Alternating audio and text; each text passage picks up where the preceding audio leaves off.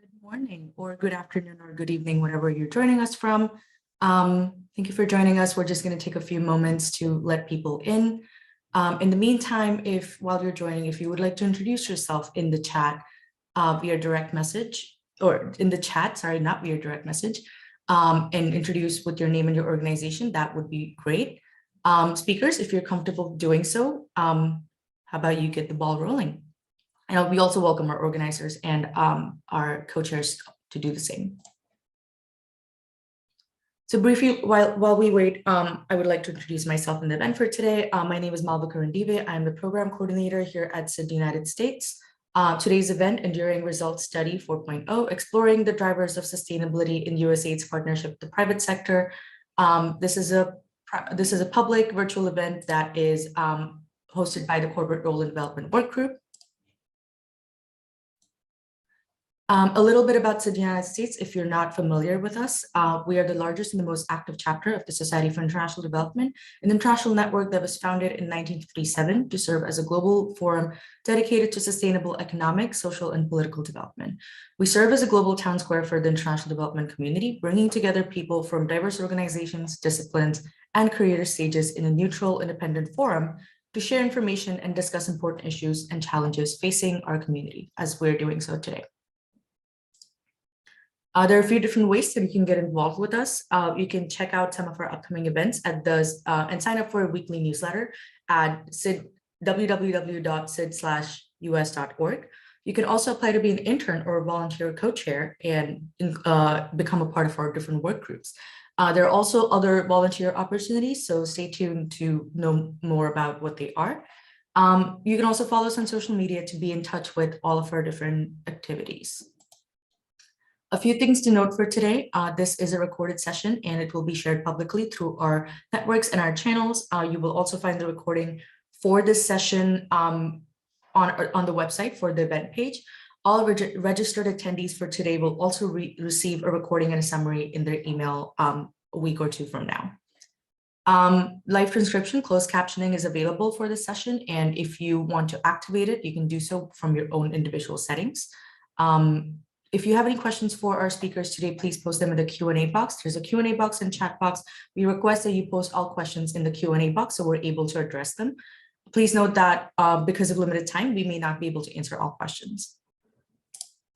I'm now going to turn it over to one of our co-chairs for the Corporate Role and Development Workgroup and our moderator for today, Olumide. Hello, good morning, good afternoon, and good evening to everyone. Welcome along, wherever you're joining from. My name is Olumide Elegbe, and I'm the co-chair, one of the co-chairs of the Corporate Role in Development Working Group. My day job is working with Management Sciences for Health as the Director for Global Partnerships and Strategy. Today, we're going to, we'll be hearing from our event collaborators include Dagmo Tesema, who is Director for Private Sector Institutional Support with the Private Sector Engagement Hub, Cole Simcoe, Communications Advisor from USAID, and Tatiana Pulido, who's an MEL Specialist with USAID. So thank you all for being with us today. So today, just really quickly, there will be, I'll just kind of give you a quick overview of what we'll be expecting today from the session. We'll have a rich session with a variety of speakers, including speakers from USAID, the private sector, and from some implementing partners as well. During our time with you today, we'll hear about a brief description of the Enduring Results Study, discuss the characteristics and more often, which are more often found in partnerships that produce or did not produce enduring results. We'll be distilling, so we hope to distill as well identified enduring results characteristics into a few foundational cross-cutting components or building blocks to cement essential elements found in the private sector partnerships that can achieve enduring results. We also hope to gather perspectives and lessons learned to create a set of design recommendations for future private sector partnerships for sustainability. So this is a focus on private sector partnerships for sustainability with USAID. This is a brief sort of introduction of our agenda, but just to kind of give you a sense of what you expect today is that we're going to have, it will be sort of split into 3 broad sessions. And one of those will be a presentation, which is what you'll hear first from one of our colleagues, Natasha Modorsky. The second will be sort of a panel discussion, which I'll be moderating with some excellent speakers, and a question and answer session, which, where you get to ask your questions. As Malavika mentioned, if you could please post any questions that you may have using the chat box. So we hope to hear from you. But before we start, I would like to hand over to Dagmar Wichisema, who I introduced briefly earlier, to provide, an overview of USAID's Private Sector Engagement Hub, also known as the PSE Hub, to give us some background as well on ERS and the PSE Modernize initiative. So over to you, Dagmar Witt. Thanks, Olamide, and thanks everyone for joining. Very excited to have you here. As Olamide mentioned, if you can go to the next slide. I think one more slide. Yep. My name is Dagmar Wichisema, and I serve as the Director of Institutional Support Team at USAID in the Private Sector Hub. Next slide. Just to kind of set the stage before we talk about the ERS findings and also go to the panel discussion. In about 5 years ago, in 2018, USAID launched the Private Sector Engagement Policy, which is an agency-wide call to work with the private sector to design and deliver humanitarian and development programs across all sectors. And USAID does recognize that the increased collaboration amongst donors, NGOs, and the private sector is crucial in driving and sustaining positive development outcomes. So in this response, there has been a shift within USAID to really commit to a cultural and also an operational transformation in the way development programs are designed and delivered to ensure that there's collaboration and engagement with the private sector and other key stakeholders. So with that in mind, this activity, Enduring Results Study, ERS, is part of a large series of research and tools that is funded by USAID's Private Sector Hub within the LASER PULSE program, which is a cooperative agreement between USAID and Purdue University, the University of Notre Dame, and CRS, and ERS 4.0 was led by Dalberg. And really what we tried to do here is launch Enduring Results Study 4.0. And the purpose, again, of this project within the LASER Plus program is to understand the factors and the characteristics that enable or hinder the success of private sector engagement in development and humanitarian context. So with that in mind, I'll hand it over to Natasha to kind of give us an overview of what is ERS 4.0, what we set to do for this iteration, and also kind of highlight some of our key findings to inform data-driven decisions for learning. So with that, Natasha, passing on to you. Thanks so much, Dagmar. Good morning, good afternoon, good evening. Thank you all for being here. My name is Natasha Medorsky. I'm a project manager with Dalberg Advisors, which is a global social impact and development consultancy. And we had the good fortune of working on ERS 4.0, as well as some of the previous Enduring Results studies with USAID. A couple of quick thank yous before I get into it. Huge thanks to the Society for International Development and everyone involved in putting on this wonderful event. Of course, thank you to Dagmar, Tatiana, the PSE Hub, and the other folks as part of the LASER PULSE Consortium for all the thoughtful collaboration and partnership as we developed this report. And then thanks to all of the USAID staff, implementing partners, private sector partners who made time to speak with us as part of this report. Several of them are on the line today, and so I'm really excited for you to hear from them. Before we get there, I've been asked to share a little bit about the methodology, the findings, the recommendations of the report. If we could go to the next slide.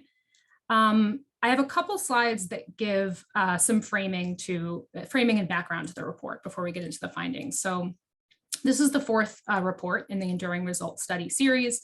The goal, as always, is to sort of deepen that existing evidence base on what works in driving sustainability and scale in USAID's private sector partnerships. And so perhaps I'll start with a note on definitions. We've heard this Enduring Results term thrown around a little bit. And so the definition we sort of sharpened for ERS 4.0 is that a partnership is considered to have produced enduring results when a significant part of its activities or activities stemming from the partnership continue and potentially grow in scale beyond the operational partnership, beyond the operational period, to produce ongoing impact. And so it sort of The baseline threshold was this element of sustainability, but we also considered as part of the analysis scalability as well.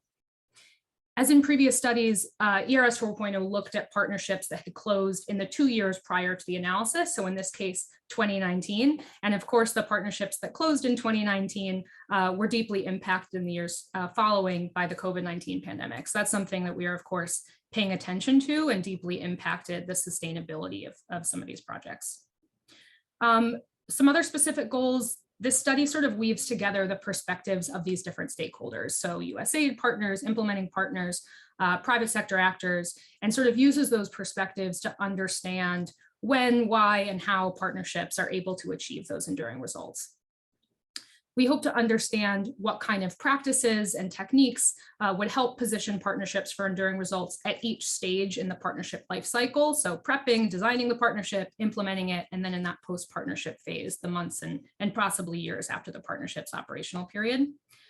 One of the things that makes this study interesting, and I would say challenging as the person who got to develop it, is the tremendous diversity in the partnerships that we've included. There's partnerships from every region in the world, every sector you can think of, partnerships ranging from 9 months long to the better part of a decade. And so taking a look across such a broad breadth of partnerships is challenging, but it also means that we have this opportunity to distill down some really common characteristics and themes that we see across this sample.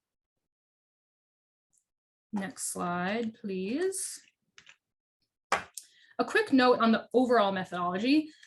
We ended up studying 17 partnerships in depth for ERS 4.0. And as I mentioned earlier, a lot of diversity among this group, and that was the design. So we sort of started with a list of 200 potential partnerships. We did some analysis on them to sort of make sure that we had a medium list that had a diversity of regions, a diversity of sectors, a mix of market-oriented and non-market-oriented partnerships, a mix of local private sector actors versus global ones versus sort of a mix of different partner consortiums.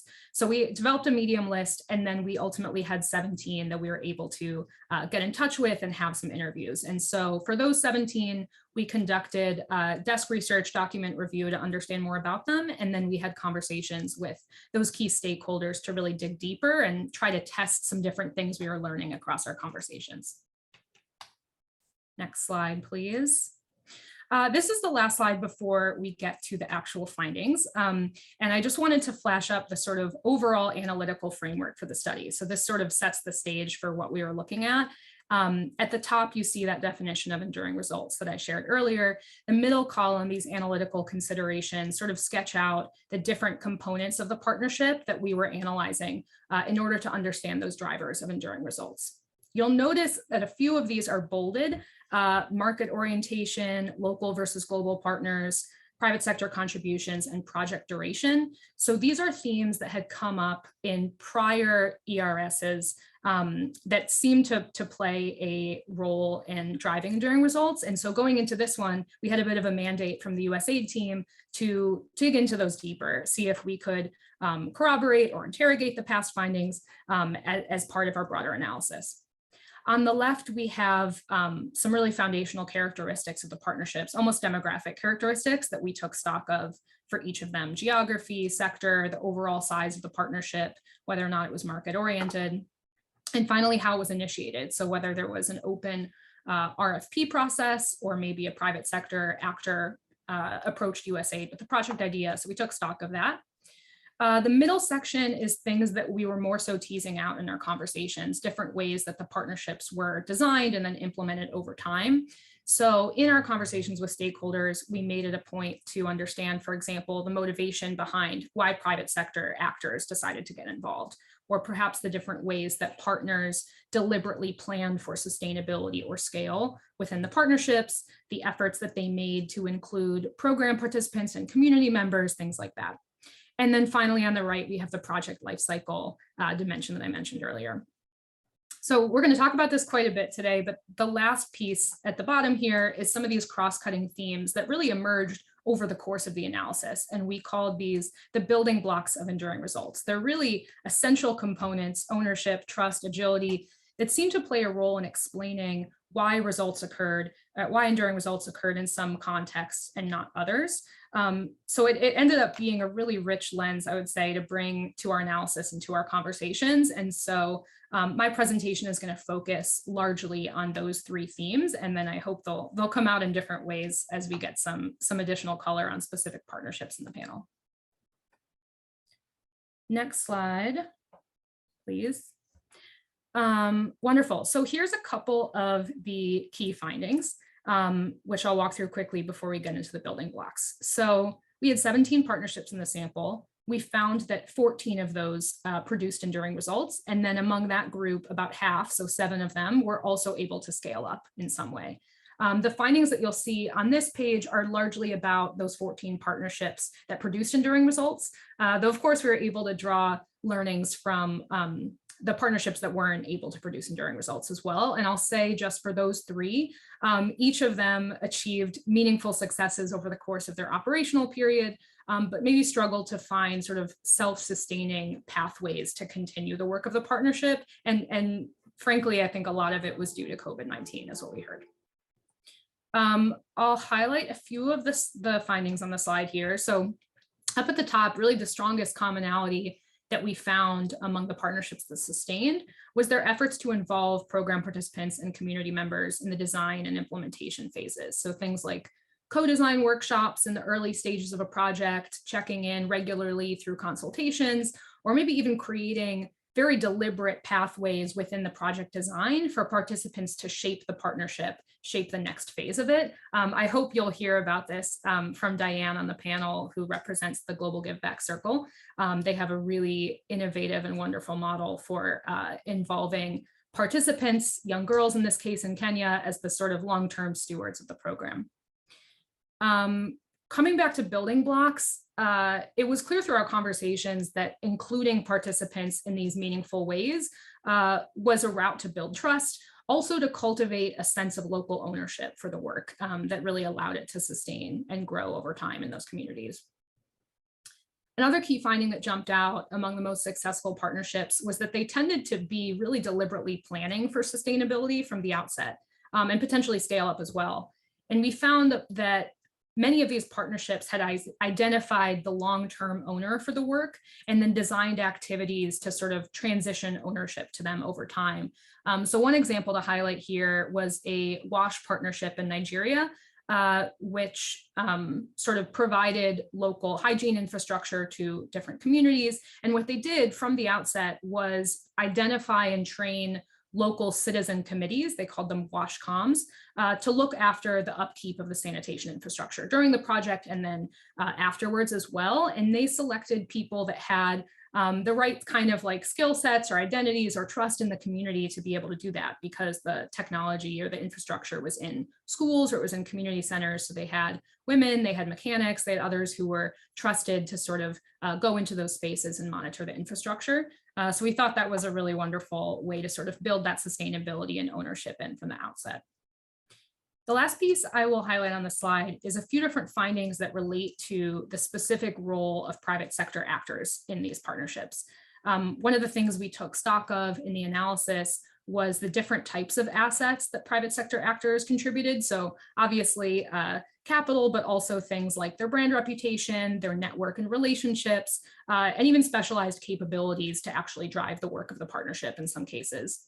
We found that contributing a greater number of assets, so we used 3 or more for that, over the course of the partnership tended to help drive those enduring results, as did private sector actors taking on what we call a co-partner role. So really working with USAID and the implementing partner to shape the work of the partnership, going beyond sort of just check-ins every so often and putting the funding towards it. And this helped create a sense of trust between the partners. It helped cultivate a sense of ownership over time among the private sector actors, particularly if they were a sort of local actor that was well positioned to carry things forward after USAID. One of the examples here was a partnership called Higher Education for Economic Growth, which bridged the connection between academic institutions and specific industries in El Salvador with the idea of running workforce development programming and creating a distinct pipeline to some of these sectors. And the USAID folks that we spoke with talked about having to overcome some inherent distrust between the academic folks and some of the industry folks. And the way that they talked about doing this was they formed these sort of cluster groups that were based on different industries in each sector. And then they invited industry representatives to chair those groups, to sort of lead the meetings. And they made a really concerted effort to make sure that the private sector's voices were uplifted, that their suggestions were implemented, and it really cultivated that sense of ownership among the private sector actors who sort of organically took up the mantle to create a scholarship program that continued to bring that group together, the academics, the government, and their own people. I'll also mention quickly that this kind of really deep, what we called engaged collaboration, can also strengthen agility, our other building block. Within partnerships. We heard from a number of the folks that we spoke with, including several on the panel today, about the different ways that private sector actors are able to really quickly pivot and sort of address changing contexts, changing priorities, sort of overcome unanticipated hurdles over the course of the project. And so having those private sector actors play a really substantive role and have them be co-partners, co-leads in the project really helped bring some of that agility and flexibility to the work. Next slide, please. So the next few slides dig deeper into these three cross-cutting building blocks that we have. I hope you'll hear them come up quite a bit on the panel. And so what I wanted to do before we get there is to lay out some of the sort of broader frameworks that we came up with to better understand these concepts, drawn from what we heard, what we learned over the course of the analysis. So the first one I'll talk through is ownership, which is the most common building block that we found that sort of linked to and helped explain enduring results across the sample. We defined ownership as the commitment and capacity to sustain and potentially scale partnership activities financially and or operationally after the formal partnership period closed. Ownership can be cultivated across multiple actors or different types of actors. We also found, hopefully unsurprisingly to many of you, that while global organizations can act as a long-term owner of programming, enduring results are more often found with some form of local ownership. So we created the framework that you see on the slide to help break down ownership into its component parts and sort of understand how to build ownership into a project. The first piece is defining what successful ownership looks like, what type of stewardship or what types of stewardship are needed to drive continued impact. How deeply involved does the owner need to be? Is this about simply providing a bucket of funding every year? Or are we sort of overseeing the long-term implementation of a policy proposal? Or is it really sort of getting into the day-to-day work of implementing a community level program? So sort of defining what successful ownership looks like. And that helps you figure out who's best positioned to own this work. So identifying the actor or set of actors that has the right set of capabilities, has the right capacity to deliver on that mandate of successful ownership. And then linked to that is the question of incentives. So you've found an actor, a couple actors that seem to make sense. Now, linked to that is sort of understanding why they'd be motivated to carry things forward. Is there a long-term reputational benefit? Are there sort of strong complementarities and alignment with the existing work that they do with their core programming? Is it an opportunity perhaps to open up new avenues or new networks for that organization? Each of those questions helps you identify that strong potential owner, make a case for ownership, build out a vision for what that might look like. And then we come to some more tactical questions about how you actually cultivate that over time. And these are drawn from, again, what we heard in our conversation. So cultivating ownership is a long-term process that can require some really targeted efforts to build local capacity and carve out clear opportunities for actors to start to own some of those pieces of work. And so there's a dimension of how you do that. What kind of processes are you putting in place to transition ownership? What kind of actual knowledge transfers and information transfers need to happen? What sort of gaps in capacity need to be filled over time in order to prepare that actor to be able to carry the work forward? And then finally, of the question of when to do that. So are there natural transition points to start to transition pieces of ownership? Perhaps when one contract ends and you're doing an extension, that could be linked to a certain dimension of ownership. or you're sort of building in your own transition points. Perhaps there's certain metrics or thresholds that need to be met after which a certain part of ownership transition can happen. A few of the folks on the panel today have really powerful and interesting stories of how ownership was cultivated over time. And so I'm excited for you to hear from them shortly. Next slide, please. So the next one is trust, which is one of those building blocks that we had a strong sense going into the study would be really important. And so we focused on trying to understand the different ways that trust might show up in a partnership, and then what we could learn from when and where trust seemed to be particularly instrumental in enduring results. What kind of sectors, what kind of contexts was this really crucial? What type of partnership models? We define trust as the expectations and confidence that partners and stakeholders have in one another to act in ways that consider each other's interests as they pursue shared goals and position activities to sustain and possibly scale. We found that trust was an incredibly essential sort of foundational element in a lot of partnerships, and really an enabler to the other building blocks to ownership and agility as well in different ways. For example, trust between partners sort of creates that space, creates that strong foundation for partnerships to feel comfortable operating in a more agile way, and sort of building that into their collaboration models. You have a foundation of trust, you have a little bit more space to experiment, and sort of address different goals and priorities as they come up.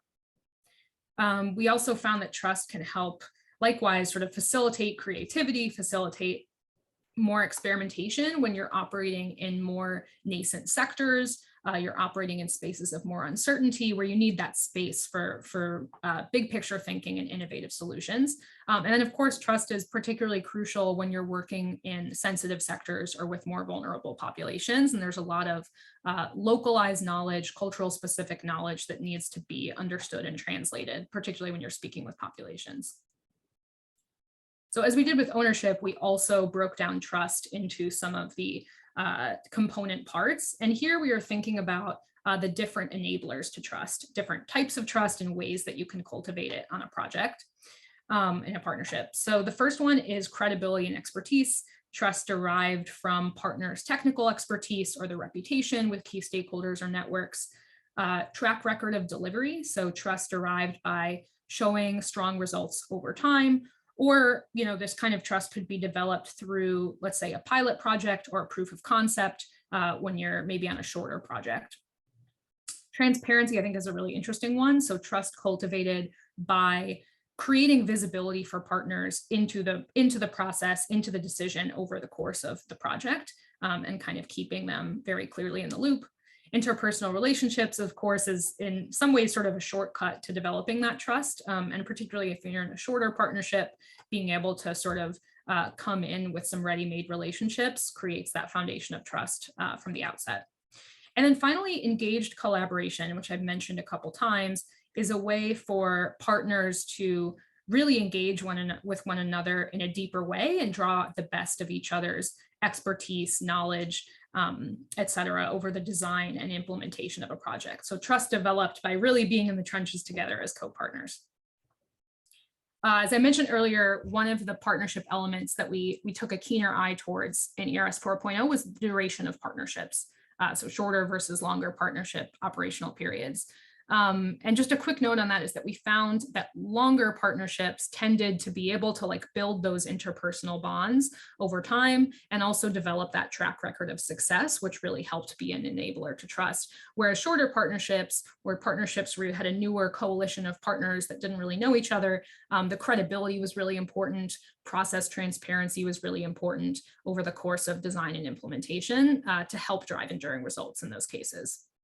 And I'll just note, I don't really have time in this presentation to get into the weeds of how these building blocks, trust, ownership, and agility, intersected with the other focus areas. So the duration, market orientation, et cetera. But another plug for reading the full report, which is on market links as well as internal USAID. So we actually have created not only the full written report, but we also created these bite-sized briefers that cover each of the building blocks, trust, agility, and ownership, and sort of look very specifically at how those intersected with the other themes. Next slide, please. The last building block is agility, as I've mentioned, which I'll spend just a moment on before we walk through some of the recommendations or suggestions from the report. We define agility in this context as the ability to adapt quickly, position activities for sustainability, and possibly scale within dynamic or challenging circumstances based on a continuous process of learning and reflection. And so we observed partnerships demonstrate agility in two key ways. The first is agility in ways of working, which includes anything related to the internal partnership dynamic, the project itself, so its timelines, processes, communication, collaboration structures.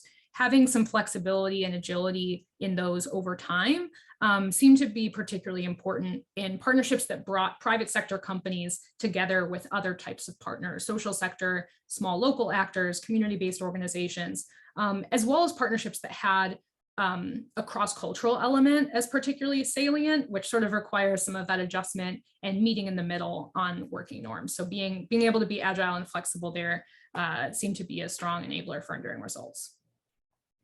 And the other type of agility that we observed was what we termed strategic agility.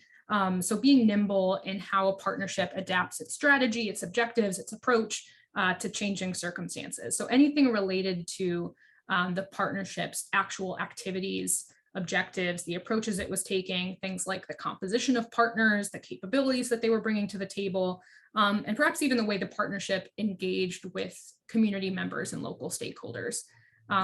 This type of agility we found to be important as partnerships were adapting to unanticipated changes in the context or the sector that they were operating in. And even as they sort of naturally scale and move into different geographies, being able to adapt to that changed context was really important too. I think you'll hear that on the panel. We heard that this kind of agility was particularly important for partnerships that had a really broad mandate. Some of our economic development partnerships sort of were focused on accelerating progress in a sector overall, and being able to kind of like take cues from what was going on in the sector and different changes was really important, as well as unstable markets or really, really nascent sectors where there were a lot of new learnings coming in that the partners needed to be able to pivot to. And the last piece I'd add here is that we found it's particularly important in those contexts for partners to be able to balance some of that strategic agility with a clearly enough defined vision and focus that the partners and stakeholders remained sort of aligned and clear on where we are headed. And of course, you can leverage some of that foundation of trust, continue nurturing that trust in order to keep things on track, even as the strategy changes a bit. Next slide, please. So before we turn things over to the panel, I'm going to close just by highlighting a few of the suggestions that we have for USAID teams, implementing partners, and private sector actors to help position their partnerships for enduring results. So these are, of course, based on the successes and lessons learned that we heard come up across our interviews, as well as sort of putting a focus on how to enable those building blocks.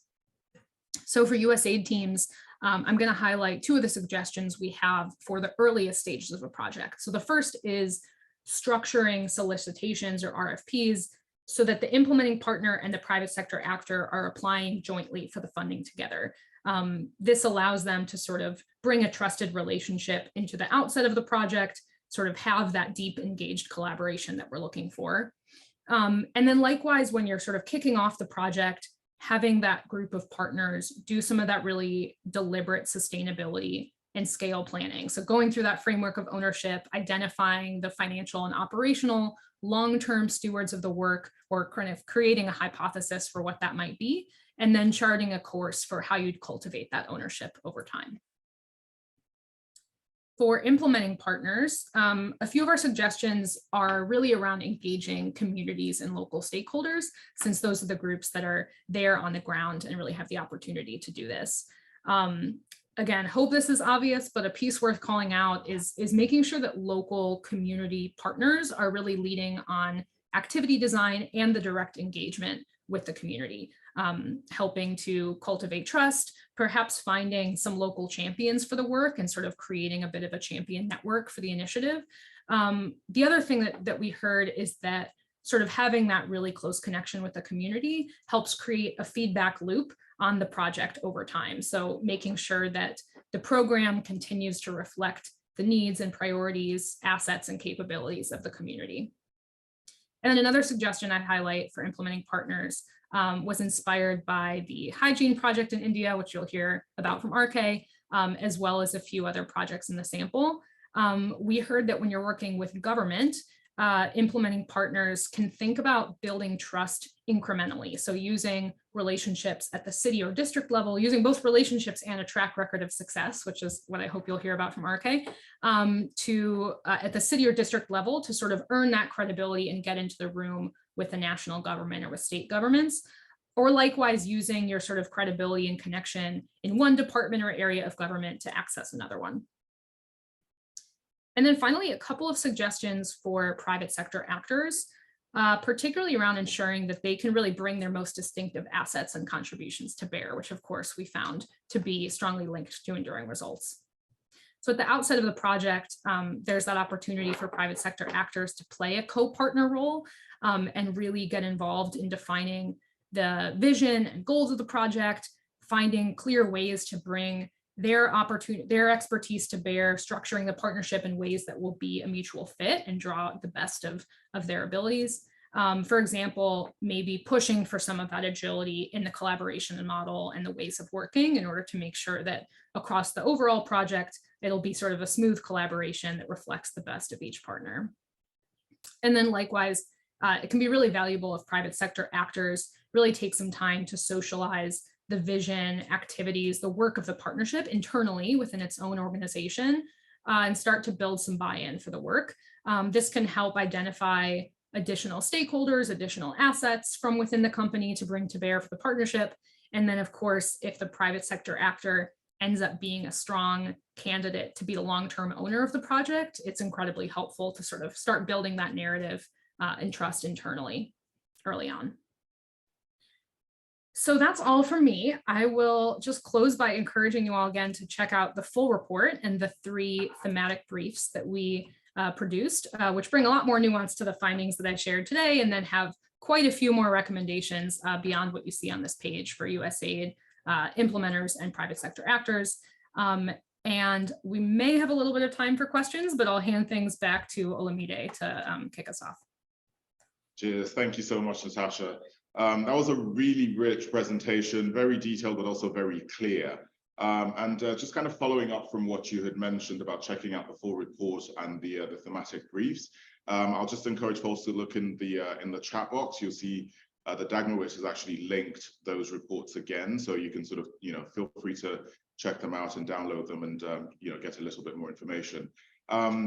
The next agenda item is our panel discussion, but before we go into panel discussions, we just wanted to create some space for colleagues to ask any sort of clarifying questions. We know that was a lot of information that you just kind of, that you just received now as well. As Natasha mentioned, we're going to get a lot more information and detail from our panelists as we ask them questions, but we just wanted to kind of ask, folks if there are any sort of burning questions. I know there was one question that was asked, and Dagmar, thank you very much for answering that.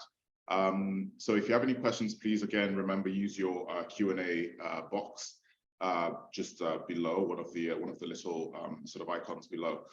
We've got a question here, Natasha, and it said, did you find that building trust with the national government also flowed down to local government, city and districts? That's a wonderful question, and I'm racking my brain from a year ago to these 17 partnerships and trying to think of a specific example, which I cannot at the moment, and I will get back to you if I think of one. But I suppose it would. I think it would follow the same principle of sort of having that foundation of trust, having that track record of success that you could articulate and use to get in the room. But let me think on it and get back to you. Awesome, thank you. And Tatiana, if you remember an example, more than welcome to share. Yeah, actually, I think that RK, I believe that your partnership actually played some type of role in kind of building the national government relationship, and then how that trickled down to local government, if I'm not mistaken. If you want to speak on that, I think that would be helpful, or we can lead that to the panel discussion if you want to touch on that. Yeah, I think I can sort of maybe put that question to RK as we start, and maybe we'll start with RK with, sort of the Q&A. session for the panelists. So I'll just kind of give folks maybe another, sort of 10 seconds to see if any other questions come up before we move on. Thank you, Dagmar, and thank you, Natasha. Any burning questions?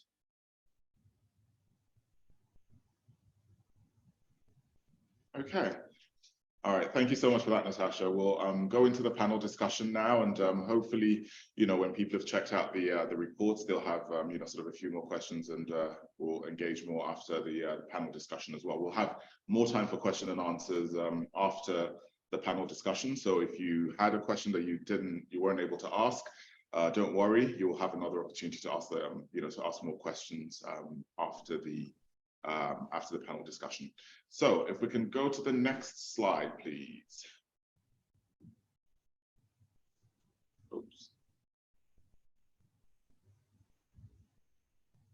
Okay, well, that's okay, there we go. Thank you.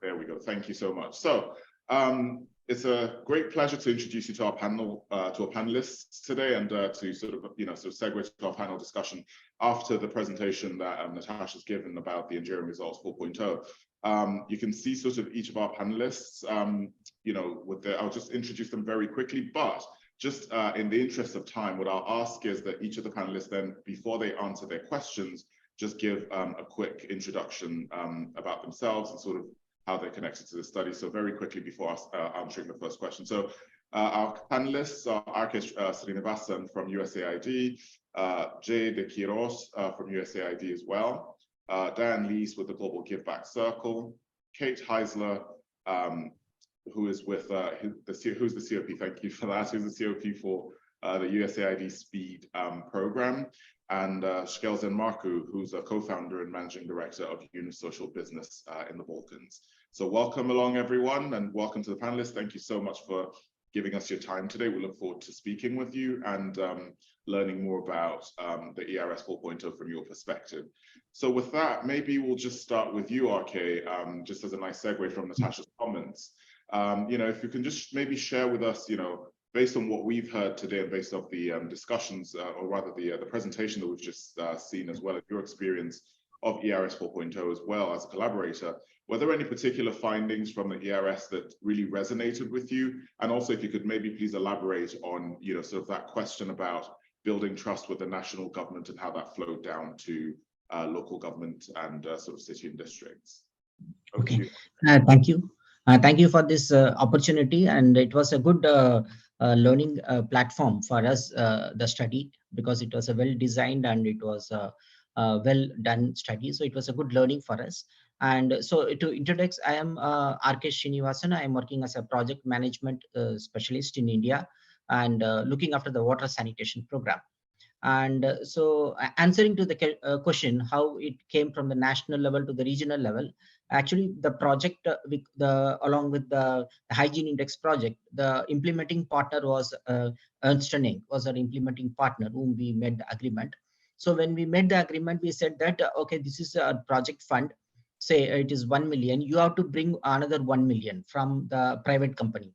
So they have to identify a private company during the co-design stage. So they identified a Record Venture as one of the private companies. So the rest of the fund they brought from the private companies.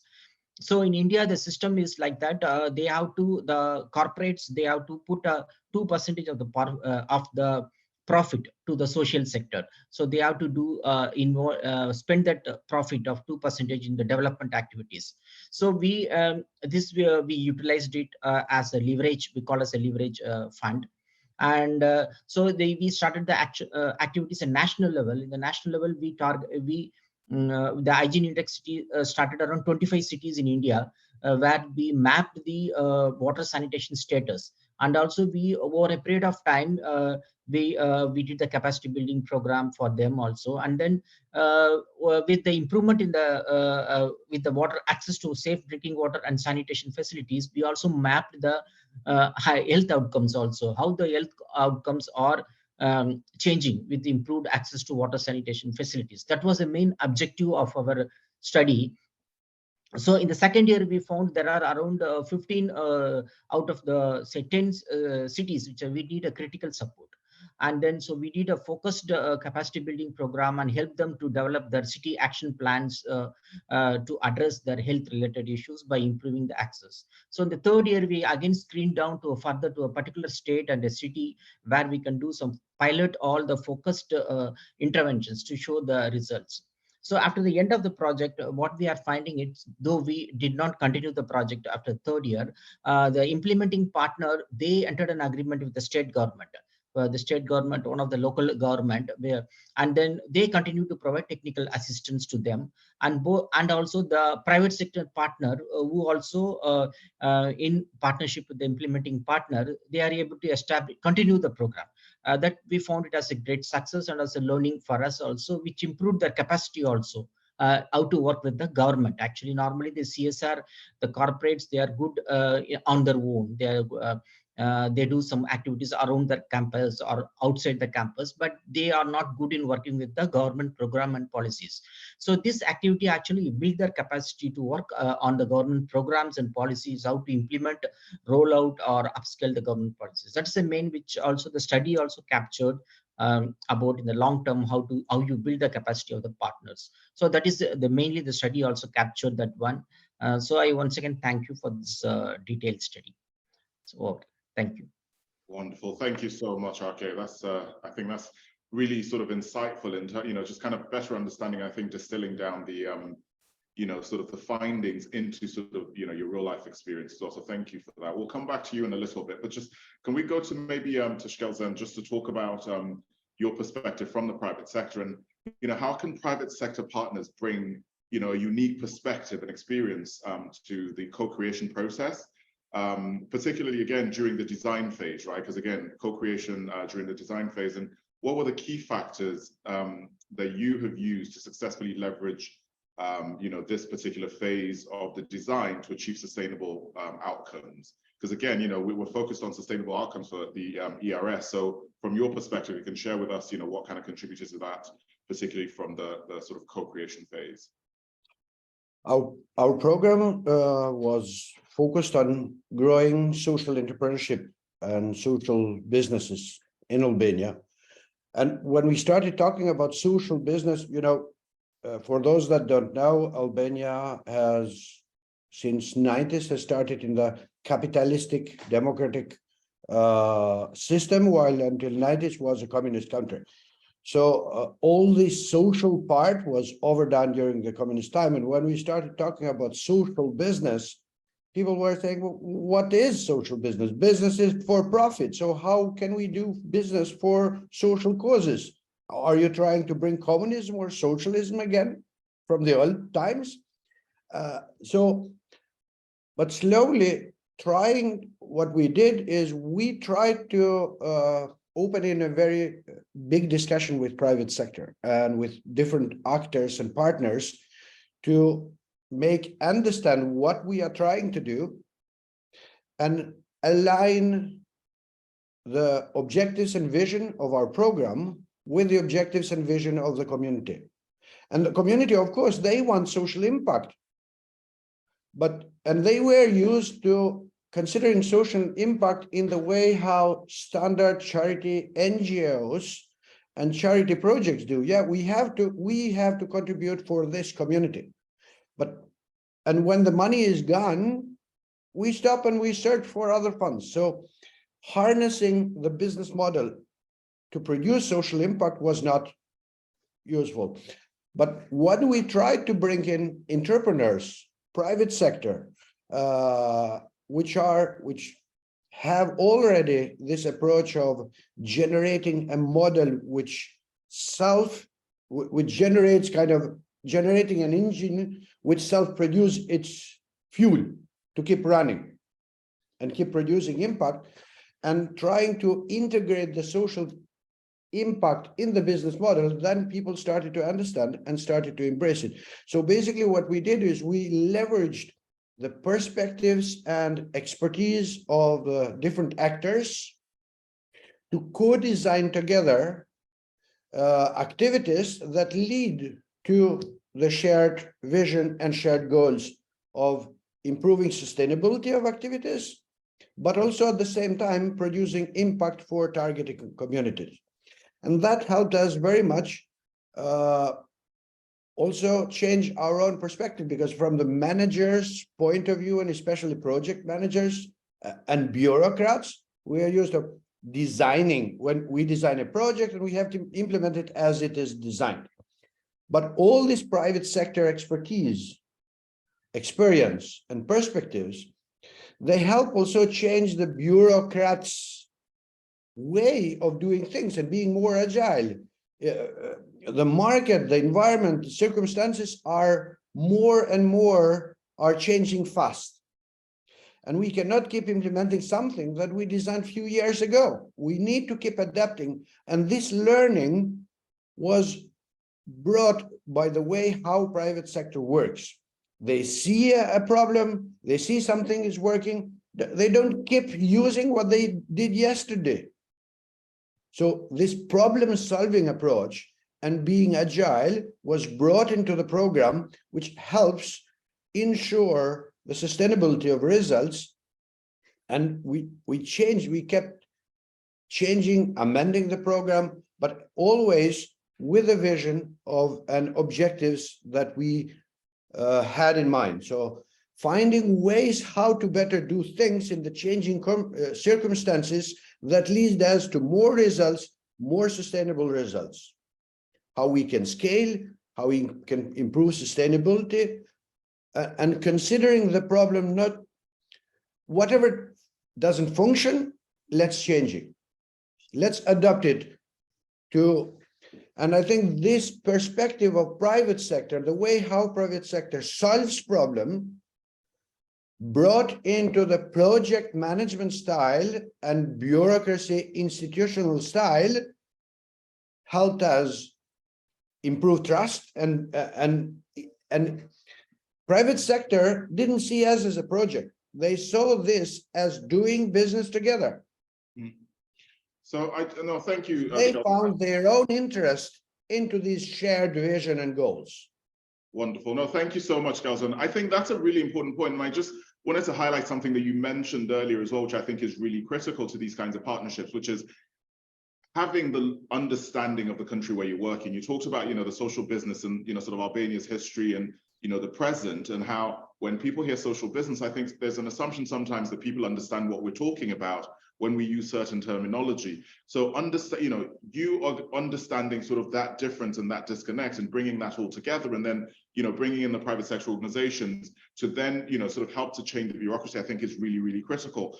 I mean, I would really be keen to sort of, if we have time to just talk about, sort of that sort of shared value perspective again, which I think you sort of alluded to. But in the meantime, I just want to kind of build on what you've said and maybe go to Diane just to talk about the findings, right? The ERS 4.0 did find that a number of assets contributed by the private sector partners, may help drive enduring results, right? So again, maybe get a perspective from an NGO, what are the partnership assets that contribute to sustainability, the sustainability of the work that you do, Diane? And please just give a quick introduction to yourself before you answer that question. Thank you.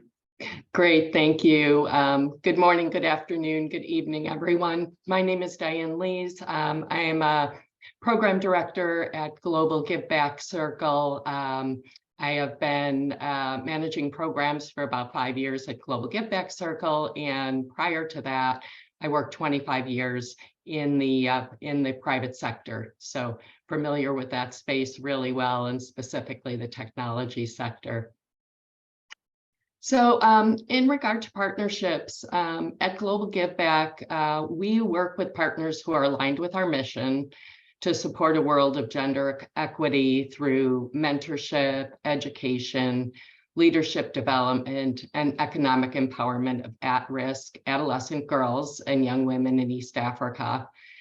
And partnerships are really a key aspect of everything that we do. One critical component to partnering is understanding our own strength and then identifying where partners can strengthen our ability to advance programming and achieve our mission. Each partnership has a distinct role in the ecosystem, and there must be value and benefit to each organization. We work with both private and public sector partners, But for the purpose of today, I'm really going to focus on those private sector partners.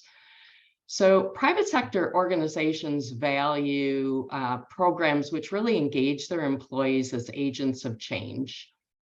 Private sector partners from around the world not only contribute to funding, but fully engage in providing role model mentors who encourage, guide, and show adolescent girls and young women what's possible. That's really what supports our mission. So we align our mentoring program to the economic empowerment needs of these at-risk adolescent girls and young women, providing role model mentors with a level of structure and support they need to mentor with purpose. To enable mentors to walk with their mentees over a multi-year journey, our programming is designed to constantly deepen mentor engagement. So why is this important to the private sector? Well, private sector organizations benefit when their employees deepen their empathy through mentorship.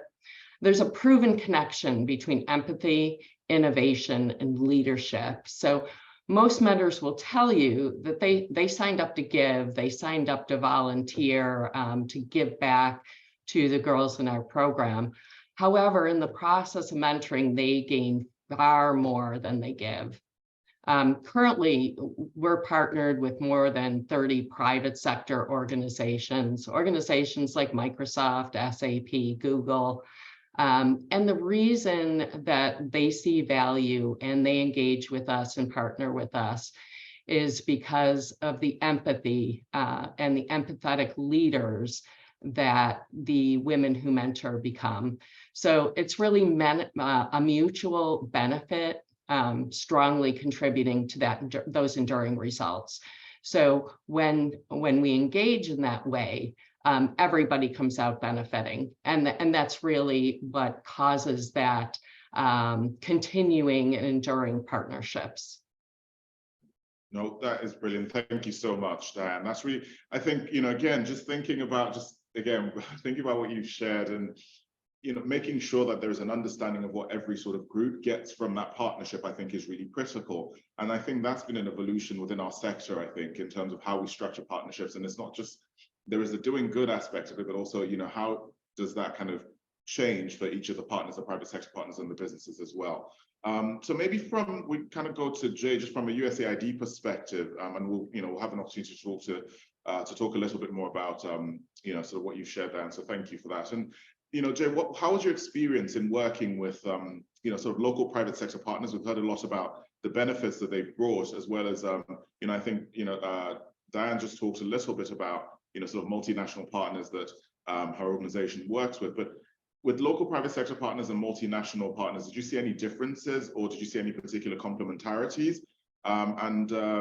If we've got time, you can maybe share as well if there were any obstacles, in terms of working with these different kinds of firms from your experience and perspective.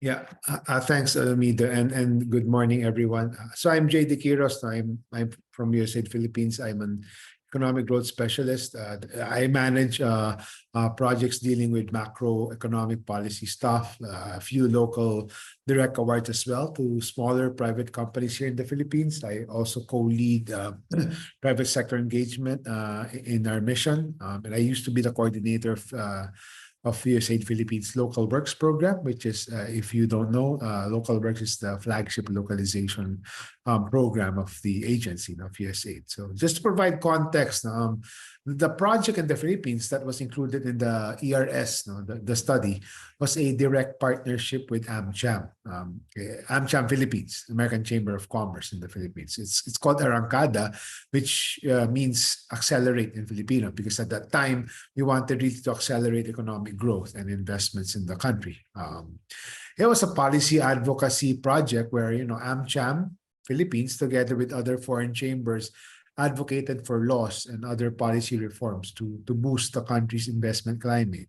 So actually, we've had good successes with several laws having been passed in the last few years. Now, these are the areas, for example, of competition, customs modernization, tax reform, and ease of doing business, just to name a few. So in a sense, given the local versus international flavor of this question, of your question, Olumide, AmCham here in the Philippines, actually, it's quite a unique animal, I would say.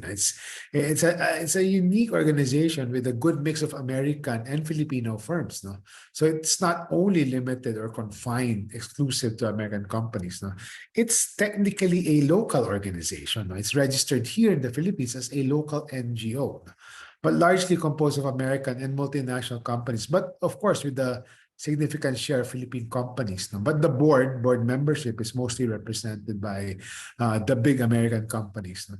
So they're in their policy advocacy. So for example, the Arrancada project, which is in the study, no? I have seen great complementarity between both foreign and local firms. No? So for example, in the area that we were dealing with, no, boosting the investment climate through policies, I've seen both American multinationals and local firms. So they band together, you know, and they come up with joint statements, etc. They help each other out, and it makes sense because, of course, everyone will benefit from a better business enabling environment. No, I think the advantage of foreign firms in this area in the policy space is that they come with they bring with them strong convening power. No.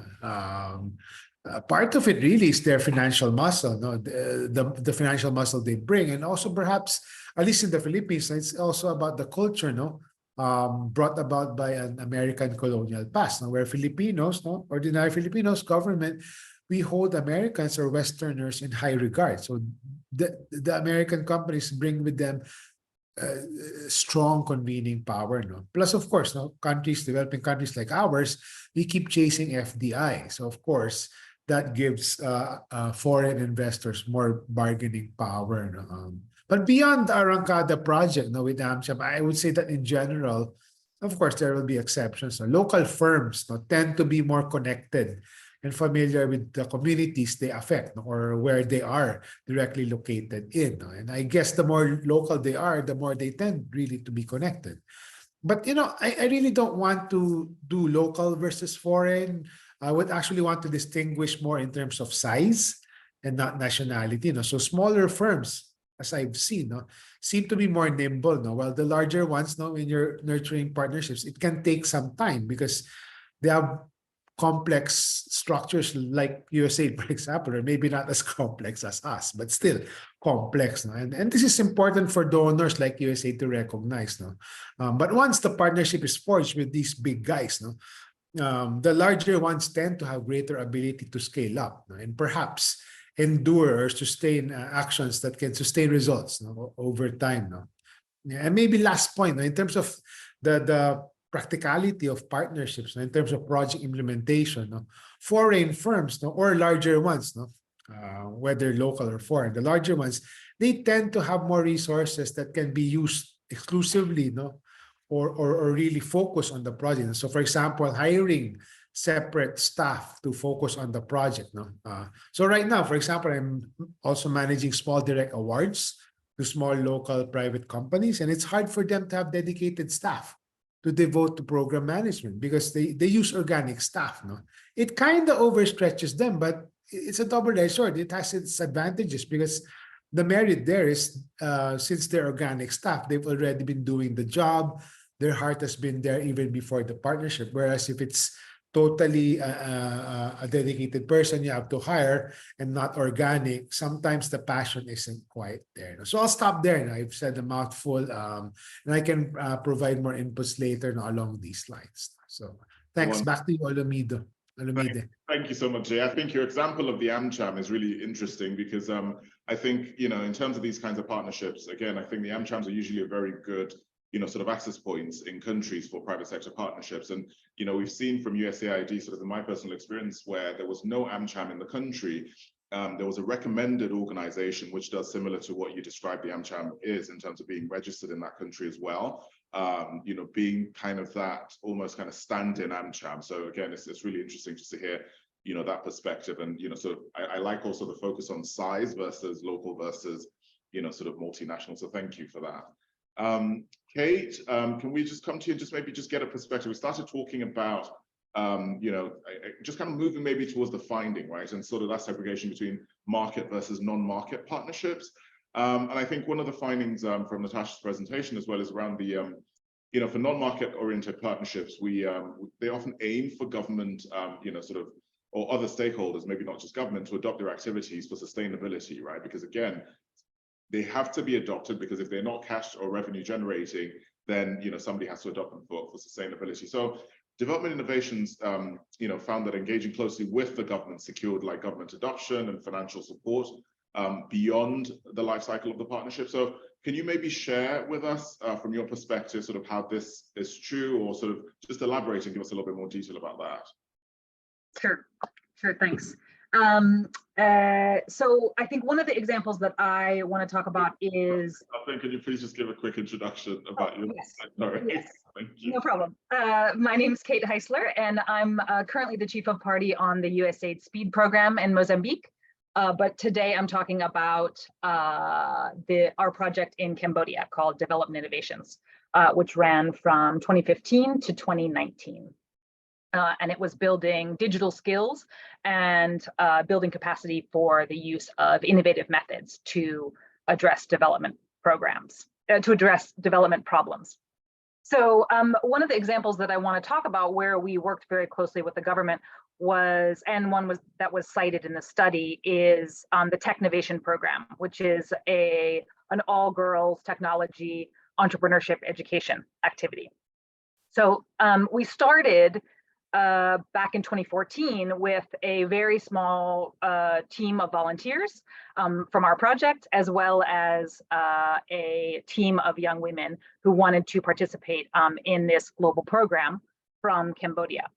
And what we found from this very small group was there was real interest from many different actors in the technology and entrepreneurship ecosystem, as well as from the government, in the project-based curriculum that was used in this program.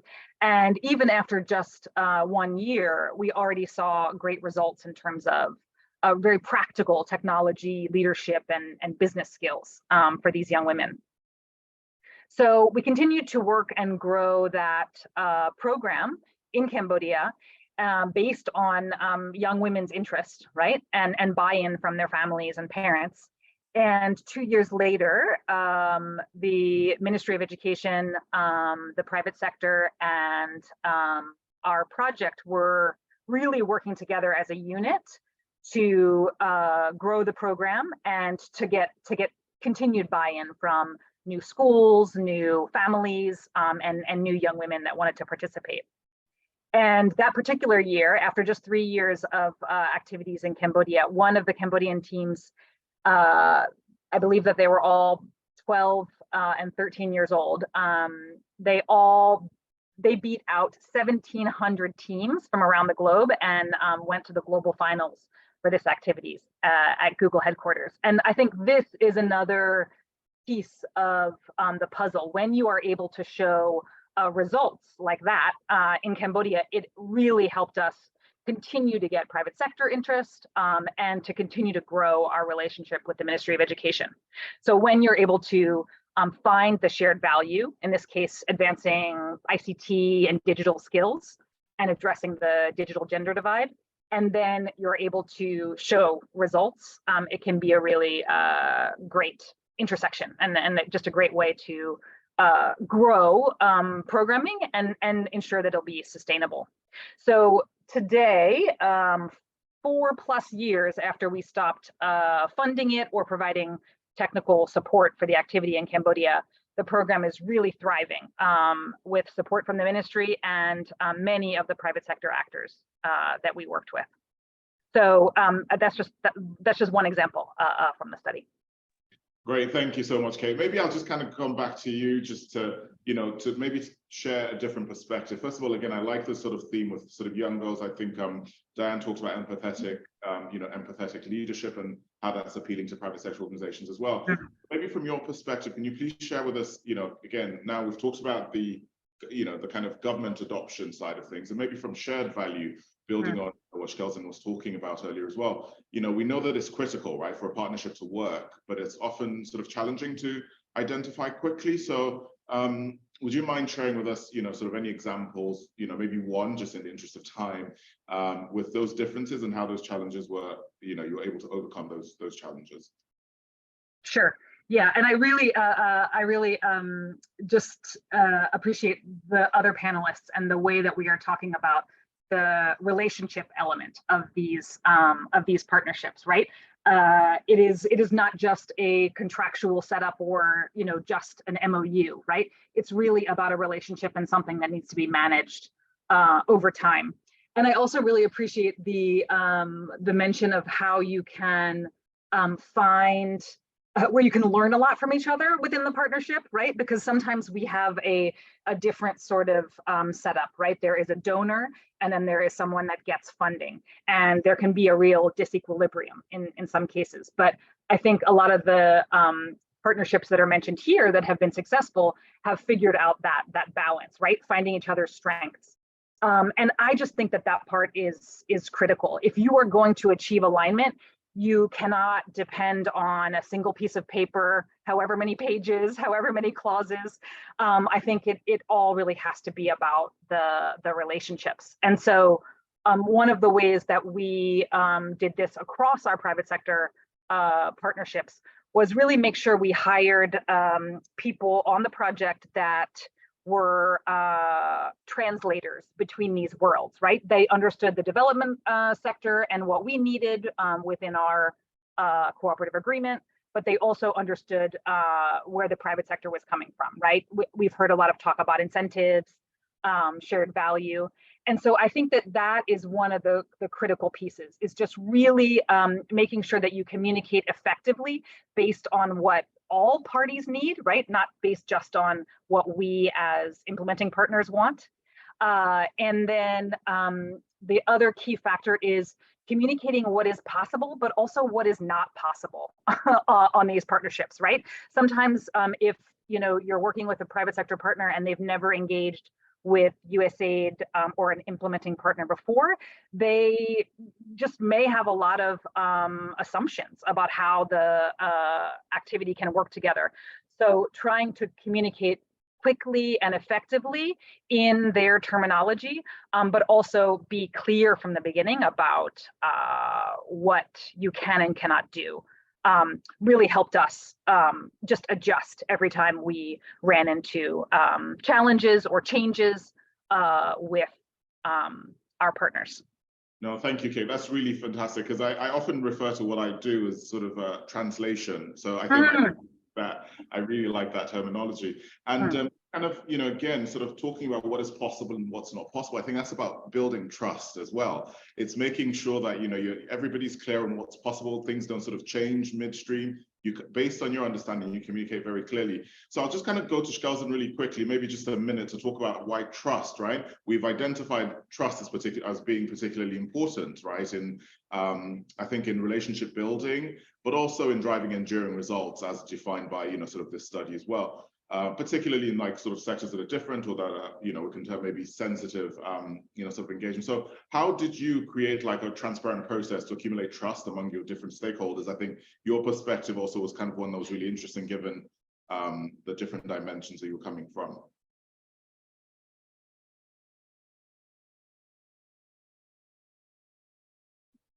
We can't hear you, Shkelzen. Sorry, I think you might be muted. The implementation of our program was involving a lot of actors. So the first thing that we started is, as I said before, by trying to set the common and shared vision, mission, and goals. But also we started setting clear expectations for everybody. Because often when there is money, the expectations start going wild. So the first thing that we tried to do is setting clear expectations from all the partnership and from cooperation. And sometimes we kept using the marriage principle. If we want to have a long relation in our marriage, we have to be clear about the expectations of each of the partners. That is the big foundation. So besides the vision, clear expectations. And then things may happen during the program.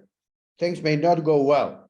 And if we have open communication, so once we have a shared vision, clear expectation, the other factor that helps us is keeping open communication about good things and bad things, what's going well and what's not going well, but not what's not going well, not for the with the objective of finding faulty people, but let's try, guys, this is not going well. We are far from the objective, or we are not going in the right direction. We need to take action. We need to revise. And coming back also to the agility of the program, this is not going well. Let's try to think differently. Let's try to test something, improve, get quick learnings, change fast, get quick learnings, and keep going. But everybody, because of the open communication and transparency, knowing what is happening from all the partners, everybody got on board, and even if they were not, and also shared responsibilities, clear on who has to do what. And then because of this open communication and clear expectations and shared vision, even those which were not in charge of that particular task kept contributing with ideas and thinking creatively how to solve that thing, because everybody started feeling on board, on the same boat, and we are here for the same thing. Of course, this then facilitated also all the collaborative work between partners, and many things started happening within partners without need of the program leaders to push people to work with others, because they started feeling cousins or part of the same family, and things started to happen in the family. Of course, professionalism and results were the ones that kept measuring how we are going, how things are being done, and should we keep doing this or should we change? Wonderful. And all the partners started bringing, we had the same principle, a very simple principle. Put your wallet where your mouth is. And that was among all the partners. So every partner that wanted to change something on the benefit said, okay, now what are you contributing towards this? Excellent. Thank you so much, girls. And I think that's a really important, it's a really important point. I think sort of singing from the same hymn sheet, but also, you know, again, supporting, I think, with the funds. I'll just quickly maybe go to just along the lines of relationship building. You know, RK, excuse me, can you please share with us just any, you know, sort of nuggets about cultivating long-term relationships as well from your perspective? And then we'll go to Jay to talk a little bit more as well about agility. Okay, so what we have done is what we are doing after the initial experiment. So now we are going in a network fashion. So we thought to reach out a scale like the country like India, where we have the huge demand of funds to reach the 2030 SDG goals. So we are going in a network where we are now, like for example, we have the toilet board coalitions where there are almost 100 private sector companies are together. And together we are now speaking with the government and seeing how we can leverage the funds from the government and also from the other donors also. So we are pulling in the funds and we are providing wider network of solutions to the states and the cities. So we are working in a network mode. Now also in the case of water, we have USAID is now supporting a network called Safe Water Network. So initially they were our private sector partner, but we said that in the phase 2, you identify similar people like you.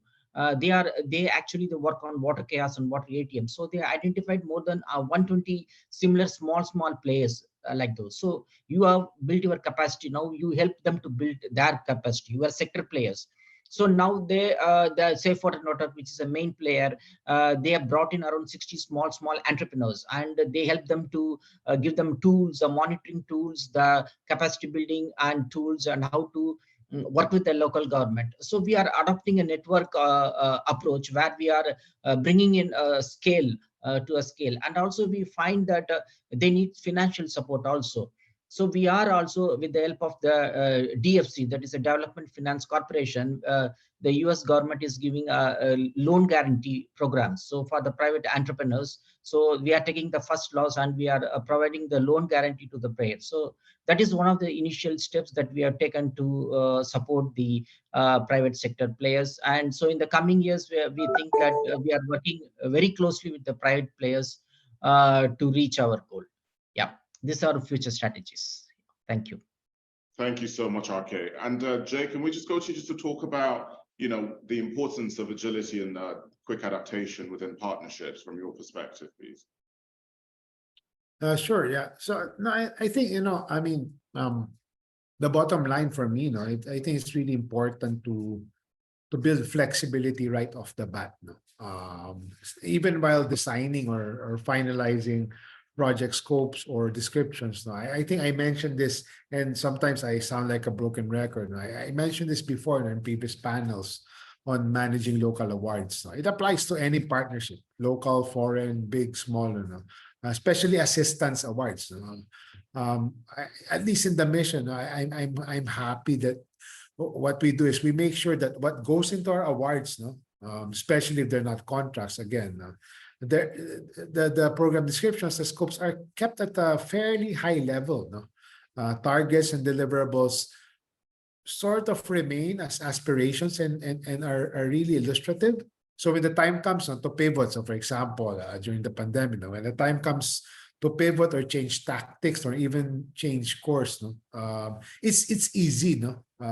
Of course, we discuss this, we go back and forth, we co-develop pivots, no, or adaptive management. We discuss it as long as it fits within the high-level objectives we initially set out to do, no?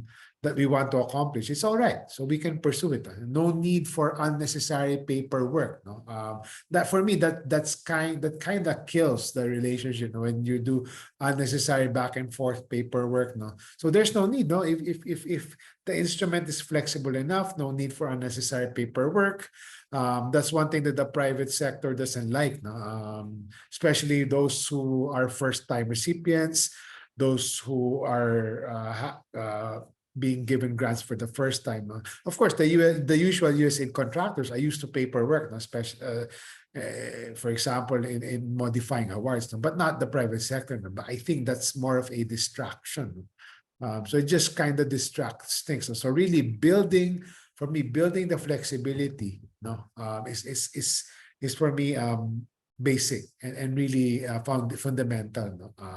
And second, and I echo the points made earlier, no, by the other panelists. No, don't stop co-creating. No, so don't stop co-creating at the pre-award stage. Continue co-creating, no, even in the annual work plan, even having monthly or bi-weekly update meetings, so you can just chat about how things are going. So don't stop co-creating with the partners, including the private sector. No? Continue, again, I echo the panelists, so continue dialoguing, engaging in dialogue, be open. It's not just them, obviously, it's not one way that they come to us with ideas, with problems, and we sort of tell them what to do. No, it's a two-way street. No, even us, sometimes me in the past, I come up with ideas and I'm like, do you think maybe we can try this out? And they say, no, maybe not, or maybe yes, okay, let's try it. So it's sort of a two-way street. No? So flexibility, co-create, and be open at every stage, no? Pre, during, and even nearing the closeout of the activity. No? And that really builds trust. No? The principles of the ERS, they're not mutually exclusive. So they're actually all related. So this, if we keep doing this, that kind of builds trust. No? Trust, goodwill, networks. No? So for example, in the Arrancada program, no, with AmCham, as I mentioned earlier, since the partnership has become flexible, they were able to easily change tactics. No? And that open communication allowed us to build greater trust. So our relationship, no, actually blossomed. No? It's not just confined to this particular partnership. It went a long way. No? So now we're dealing with AmCham and other members, no, individual members, committees of AmCham, in our other projects or activities. So we have a digital economy project called Beacon, and now we're The AmCham ICT committee and their member companies are heavily engaged. No? We have a new digital program called SPEED. It's also named SPEED, by the way. So we also engage with some of the AmCham member companies. So I mean, that flexibility that it bred trust, and then that open relationship kind of blossomed, and it kind of expanded our relationship with the private sector. So so I'll stop there for now. No? Just some of my ideas. No? Thank you so much. That's really important. But I think, again, one of the things I think that you highlight, you talk about, but is you have to understand your own organization and your sector as well as your partners to be able to create that flexibility. Because if you don't understand the rules of the organization you work for well enough, you don't understand how to build in flexibility. You gave a really good example about, the solicitation and how that's framed and how it's high level, and I think it's something that, I think is definitely worth, sort of, I guess, sharing and sort of putting on blast, to be honest with you, because I think it just really helps to build in that flexibility. Last thing, I'll just go to Dan really quickly. Apologies that I'm rushing you, Dan. I'm just That's okay. At time, so that we can at least get some questions. I see some have been answered already, but ownership was the most common building block, right, observed in driving enduring results. So I just wanted to maybe just get from you, what does successful ownership look like, right, and how can we set up a partnership from the outset to build ownership into the sort of design of it? Right, great question. So, for us, ownership was really building in very early on leadership within individuals who are participating in our program, so beneficiaries, having those feedback sessions to understand what their needs were and what programmatic elements needed to be added in to support their journey. So that was critical. We also integrated a give back ethos as in our name, right? Where every individual was really taught the value of giving back, and that giving back doesn't have to just be financial, but anyone can give back. And that really instills empowerment into young women who previously had not been given that power. So that's a really strong element that feeds into ownership. And because of these tools, and because of really listening and engaging and helping these young women in our program to learn to be empowered, many of them have come a long way through their journey. We have a large number that are working. And one of the things that we did is really integrate them into our organization as we've grown. So 90% of the individuals on the ground implementing our program today are former beneficiaries. And that's really our strength and our power, because they understand the challenges. They've been that girl. And so they can really lead, and it really creates that strength and enduring ability to move the program forward in a positive way and bring young women into employment and empowerment. Brilliant. Thank you so much, Diane. I think, yeah, very clear, very quick, and thank you. And very, very, very important. I think it's a really great way to sort of end that discussion. However, I'll just kind of mention, we were hoping to go into question and answers. We're kind of almost at time now. I know Dagmar wanted to answer one question. So Dagmar, if I could maybe just kind of turn to you before we say our final goodbyes. It's something around the, I'm curious to know if there are any cultural, social, institutional similarities in these 14 areas that produced ERS.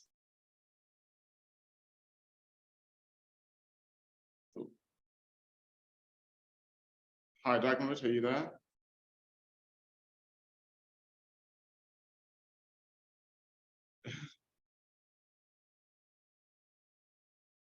We can't hear you yet.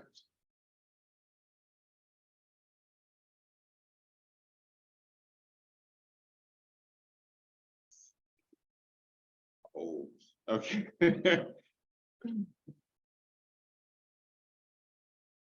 Okay, can you hear me? Sorry, I'm having some audio issues. Okay, so sorry about that.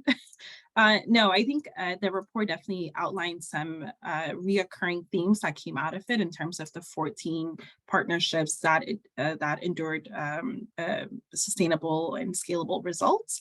And some of the ones that I wanted to highlight was one, the inclusion of participants in the design and implementation phase. So I think a lot of the panels kind of said this during the discussion, but really making sure that there's co-design workshops, regular communication, and there's also a feedback loop in terms of a strong channels for integrating the different perspectives, especially from an implementing side, private sector, and also USAID. And then the other theme that kept coming up in terms of enduring results within those 14 partnership is that from the start, from the design, there was a deliberate planning for sustainability and scale within the design. So that's ensuring that there was a community-led committee that will be able to own the work after post-partnership. There was involvement within the government for some of these solutions. And then the last one is, you know, sometimes when we think about the private sector, we think about private sector bringing money to the partnership, but really in this case, we looked at the private sector as a co-partner, not just providing funding, but really being involved in the design and implementation phase of those partnerships. So really seeing that as a very thought leader and a partner in the design, implementation, and post-partnership. I know we're out of time, but the full report really outlines some of these reoccurring themes that came up within those 14 partnership. So I'll stop there and give it back to you, OMD.